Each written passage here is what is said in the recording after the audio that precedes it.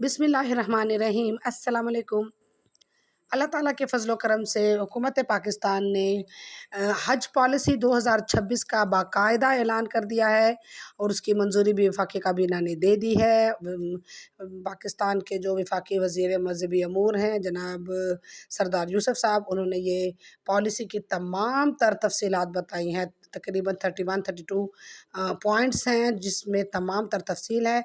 हम आपके गोश गुजार करते हैं ताकि आपके लिए अब दरख्वास्तें जमा कराना आसान हो और तमाम रिक्वायरमेंट्स का आपको इल्म हो ताकि आप के लिए मुश्किलात ना हों। आप हमारे साथ रहिए, हमारे चैनल को सब्सक्राइब कर लें और बेल आइकन प्रेस कर दें ताकि आपको मालूमात तक रसाई होती रहे और इस मरहले से लेके हज करके वापस आने तक हम स्टेप बाय स्टेप हर मरहले की मालूमात जो है वो आप तक पहुंचाते रहेंगे। बहुत शुक्रिया। अब चलते हैं तफसीलात की तरफ, जो कुछ इस तरह से हैं कि वफाकी वज़ीर का कहना है कि बफ़ज़्ल ताला हज पॉलिसी 2026 वफाकी काबीना ने मंजूर कर ली है और उसके नुकात ये हैं। नंबर 1, हज दरख्वास्तें 4 अगस्त से मौसूल की जाएंगी।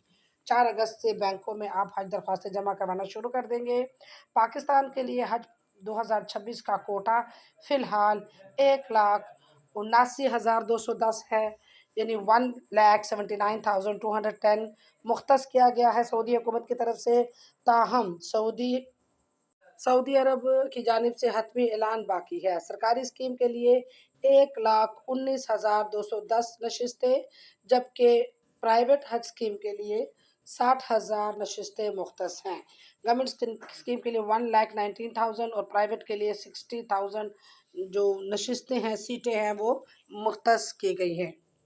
सरकारी हज स्कीम के लिए 38 से 42 डेज़ यानी 36 से 42 दिन का रवायती तवील पैकेज यानी लॉन्ग टर्म हज जो है वो 38 से 42 डेज़ का होगा और शॉर्ट टर्म हज मुख्तसर पैकेज का वो 20 से 25 दिन 20 से 25 डेज़ का होगा।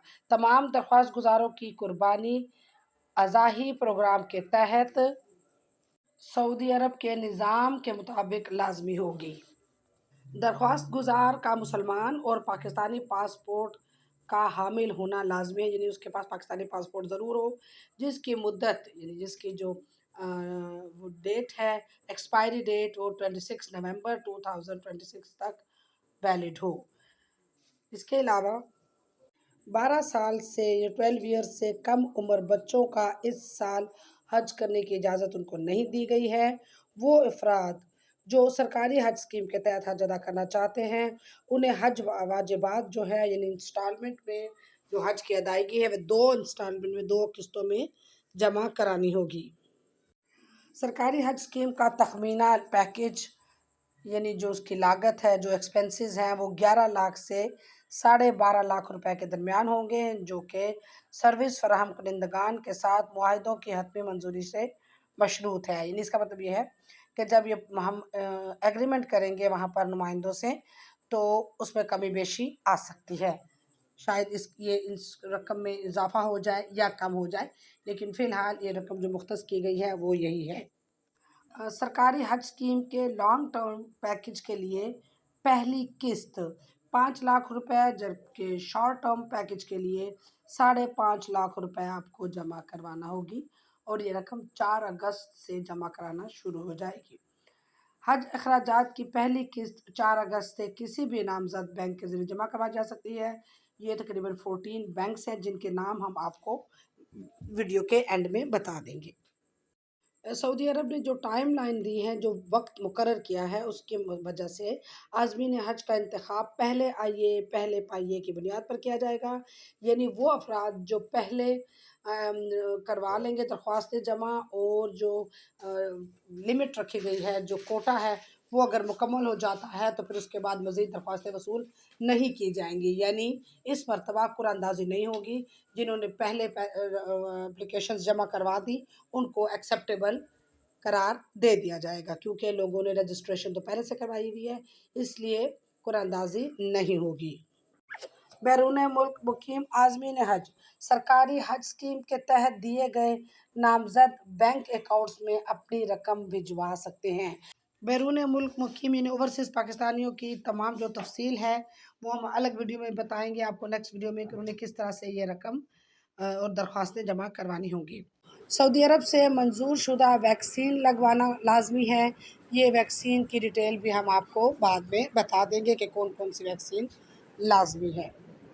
اس کے علاوہ روٹ ٹو مکہ کی سہولت جو ہے وہ فی الحال اسلام آباد اور کراچی ایئرپورٹ پر ہی جاری رہے گی، باقی ایئرپورٹ سے ابھی منظوری نہیں ہوئی ہے۔